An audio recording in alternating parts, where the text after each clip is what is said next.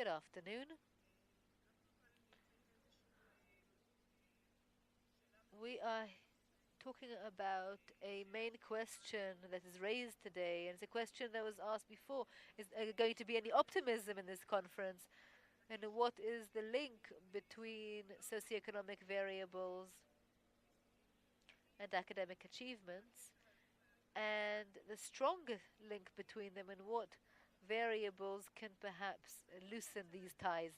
So, first of all, I'd like to say that I would like to become aware of all of these studies, but in my experience, they will not be in the forefront but in the background. In the forefront, I want to look at these variables that can have an impact. Climate is the topic at hand, but the whole matter of school leadership, significant figures in the child's lives, and all sorts of studies about the brain. That's what I would like to see in the forefront, and this connection can be in the background.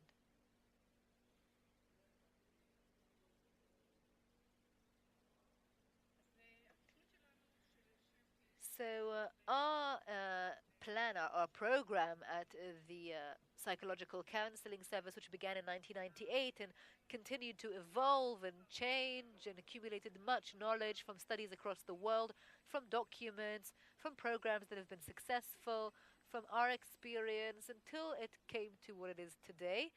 And I would like to now take this opportunity to say or to thank two people that have academically accompanied us, Professor Benbenisty and Professor Ron Astor, and to Hagit Glickman, Dr. Hagit Glickman, because the entire psychological counseling service process is a part of this, but also the psychological counseling service has its own evaluation and diagnosis because we work with two forms of diagnosis. The first is open, which means that the school receives and also others see this data, can look at them, can criticize them, can guide alongside them.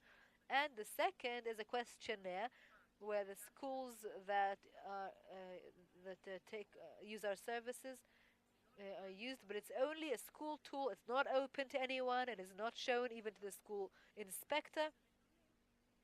It is a questionnaire that later allows one to set up a process. So, very briefly, it says here what is the meaning of this program. It is to promote the best possible climate and safe climate in the school, to promote a good relationship between teachers and the students, mutual obligation between the students, promoting a sense of belonging, social involvement, a sense of capability, and we more and more talk about behaviors such as bullying and all sorts of other things like that. It really is a cross point between group and one on one work. So, in terms of the variables of what is a climate for us, in our program, it is a very long process. We got material from outside, and there's also internal work conducted at the office, and we built 7 standards for the school climate. I don't know if that's the right word, standard, but the Ministry of Education had standards, so we took climate in the same direction. These are the variables that are also addressed within our program, and of these variables, we built questions within the test, this annual test that is done in about core areas of a study. So, safety, openness, the letter sent to all teachers, which we work with. It's not just a paper up there on the shelf, it is a tool that we have on the table. And that is a letter that is the development of all of these standards, and I will say a bit more about that in a moment. So, one standard is safety. The second standard has to do with the quality of the relationship and communication between students and also between students and teachers. And this is crucial within the experience of climate. The entire process of what you call the social emotional learning and character learning. This is working about on the children's well-being and the system, the whole matter of academic climate, because this is something that either allows you to study or it doesn't allow you to study. Because if a student, neither the student nor the teacher go into the classroom, leave their self and egos in the back and go to study as if there's nothing else. So this is a crucial process, and I must emphasize that it is felt both by the teacher and the student. The teacher brings in their personality, their character, their links and relationships, and so does the student, and they all come to study together. The fifth standard has to do with the manner in which the school can manage with the variance, can actually identify those children who need compensation, who need different work that is not standard. The sixth standard is the matter of the interaction between the school and the community and the parents within the school. And Professor Charlie Greenbaum is here in the room, and he was in charge of the first initiative case of the family framework and school frameworks with the family. And it's very clear from studies that the place and partnership of parents has a link to academic achievements and other variables and the physical surroundings of the school. Just to see this means that it's not one person who does this. It's a team. It's a school team. It's not one person. It's not one teacher. It's not the teacher who's responsible for the climate. And I'll tell you a joke. It's not a joke. It's a true story, but it becomes a joke. There was a lesson at school on loving one another, of loving thy neighbor. And the teacher turned around and saw kids outside, and he said, "Why?" And he said, "Because the loving teacher didn't come." So it's not as if it's one person, one teacher who teaches you about loving thy neighbor. It should be a completely different story. And I don't want to go over all the points, but I just want to emphasize the key ones. First of all, it's an internal school work. It's something that's done within the school and not something that someone from outside can come and deliver. This is very important because a school has its own people, its own professionals within the school. The school doesn't need anyone from outside, that whether you have a budget, if you have a budget, they come, and if you don't have a budget, they don't come. That's very basic. Also, it's working on data. We work with data. It has to do with social emotional learning. It has to do with learning, but also with creating an organizational structure with which you work. I want to say for a moment that when we started with climate, another variable kept creeping in, and we saw how it was connected. I'll show you soon a few more variables that we've been working on that indirectly have to do both with a matter of climate and academic achievements. For instance, the whole psychopedagogic process that I'll soon talk about. So here, just to show you the structure of work in terms of the system. The school is accompanied, every 5 schools are accompanied by guidance, but the guide or the counselor doesn't do the work instead of the school. They don't train the staff room. They help the school set up a climate team within the school that manages the entire process. And the data, both kinds of data, both the data from the tests carried out and of the questionnaire, they all sit there on the table, and they become a question of what is this? Why did we score this way? Who can understand this? Both the teachers can interpret this and the students. And in some places, even the parents are part of the process. But the focus groups that study this data and try to bring about explanations for why the school scored one way or another, they are the ones that later, based on these findings, and in the questionnaire they have it per class, per year, and per entire school, they can set up a custom-made program for the school where the teachers, the educational staff, and the parents are all involved.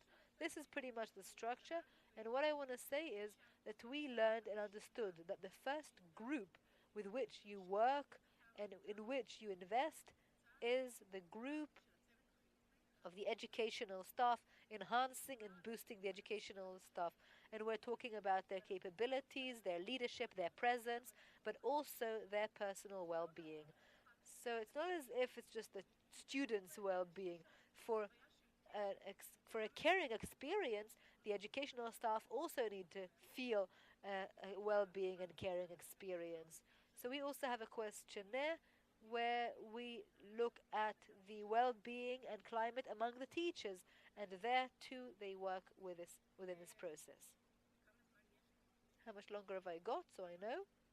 5 minutes. Okay. So I will say very briefly, I took some of the data from Hagit in the 2014 findings.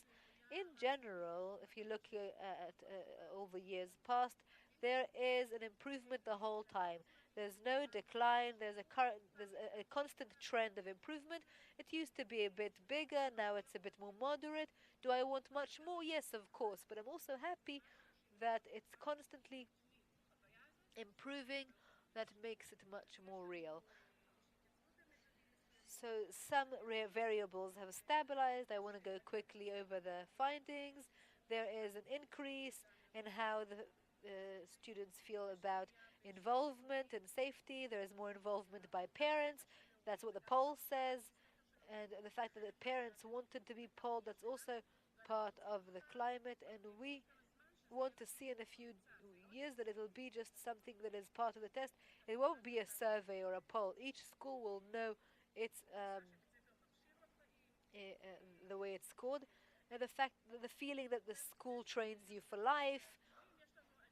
We have also an increase recently in phenomena such as vandalism that we didn't have in the past and need to be addressed, theft that we need to address,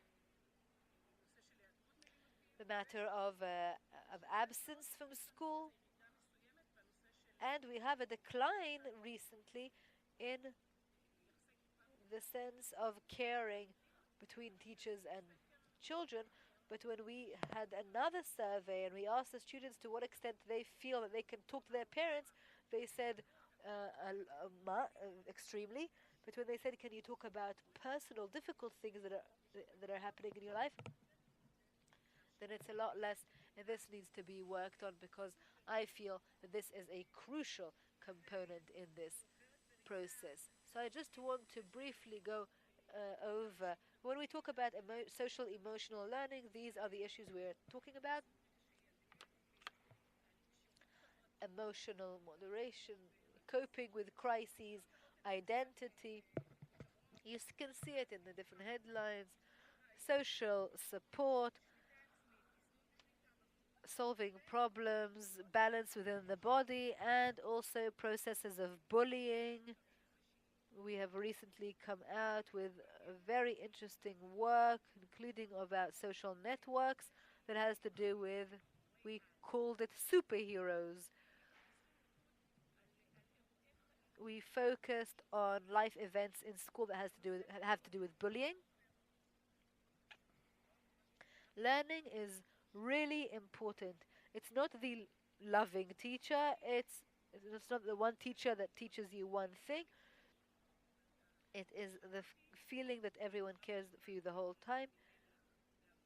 In the past, in 1970, Weil said that the school invites the children's brain to school, and they can't help having the body stick around, but if emotions can stay at home, we'd be very happy. So we now know that the interaction between the teachers and the students have a crucial impact on whether the child is available to studying, will better understand the processes they undergo. I know nothing about math. That's the story that a child says about himself, and in such a situation where the whether the teacher is attentive, this can change. So this is just various concepts, feeling of being able. Just 1 minute? Okay, so I'll just say one final thing, and you will allow me to then sum up later through 3 poems I brought. They're very short, I promise. Another program that is now being used, Sima Ovadia Parcelan, can you stand up? She is in charge in our office. She's in charge of Marom, which is differential budgeting. And in terms of climate is very significant. It's not just about the matter of the number of hours you give at school. It's having a very organized process of diagnosing and also working on climate and learning. And I will end with this and say that many schools have stories they have a low socioeconomic status, but they made many changes that are very significant. And now, if I may, I will read to you 3 poems, and that is a summary of everything I have said. The first is this first question: how much should we put in the forefront, the research, or should it be in the background? So I will criticize with some humor through Wisława Szymborska, something about statistics, and all the scholars and researchers, please listen. We love statistics. We didn't listen to you until now, but we listen to you now, says the moderator. A contribution to statistics. Of 100 people, 52 know best. Those who hesitate are on all sides. Are willing to help about 49. Always good because they can't be otherwise. 4, perhaps 5. Are able to not be envious, 18. Go after youth that are lost, about 60. Shouldn't be started with, 44. Live in constant anxiety, 77. Are able to be happy, about 20 or so. Are not threatening but make noise, more than half. Are cruel under the circumstances, we don't even want to know. Smart with hindsight, no more than with foresight. Take nothing from life except objects, 30. Even though I want to say that those who are not in the darkness, 83. Righteous, mostly 36 minus 1. And if this goes back to understanding, 3. Those worthy of compassion, 99. Mortal, 100%. A number that has yet to change. And another poem has to do with another variable that has to do with motivation and can impact this process. Peretz Dor Banai is the poet. Well done, chapeau to my dad, who did not deprive me of books even in poverty. I was wearing worn clothes and I sat and read, and nothing was more important. Just like my father, who was holding a book and said, "Here is all the sugar in the world." And the final poem, which to me shows us what a best climate can be. It's by Admiel Kosman. It's called Wanted. We want a place to put our soul for just a few minutes. We want a place that we can put our feet for just a few minutes. We want a plant that will not crumble when she comes for just a few minutes. We want one statement that is nice and warm, that will serve as a shelter for someone close to me, a little girl, my little soul, who came out of the ark for a few minutes this morning and since then found no place to rest her foot. Thank you.